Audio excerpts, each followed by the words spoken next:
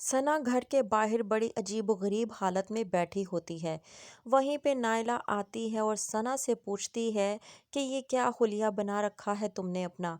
तुम पागल हो या जानबूझकर इस तरह की हरकतें करती हो? मुझे तुम्हारी समझ नहीं आती कि तुम चाहती क्या हो। सना नायला से कहती है कि अगर आपको नसीहतें करने का इतना ही शौक है तो मेरा मशवरा है कि आप अपने बेटे को जाकर नसीहतें करें, क्योंकि आपका बेटा ना तो मेरी कोई बात सुनने को तैयार है और ना ही मेरी किसी बात को समझने को तैयार है।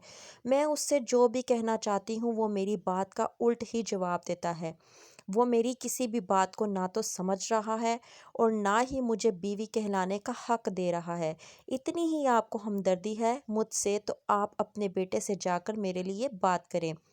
नायला को होता है कुछ महसूस सना की बातों से, जिसकी वजह से वो अंदाज़ा लगाती है कि ऐसा क्या माजरा है और पहुंच जाती है सीधा रानिया के पास। दरवाज़ा खटखटाती है और रानिया अंदर से बाहर आती है। वो कहती है कि कोई ज़रूरत नहीं आपको मेरी माँ से मिलने की। रानिया दानिश के प्रेशर में आकर ये सब कुछ कर रही होती है, क्योंकि दानिश ने ऑलरेडी रानिया को धमकी दे रखी है कि अगर तुमने नायला या किसी और को कुछ भी बताया तो तुम्हारी माँ के साथ अच्छा नहीं होगा, क्योंकि उसे अपनी परवाह नहीं, उसे सिर्फ अपनी माँ की जान की परवाह है और अपनी माँ की जान की खातिर वो कुछ भी करने को तैयार है।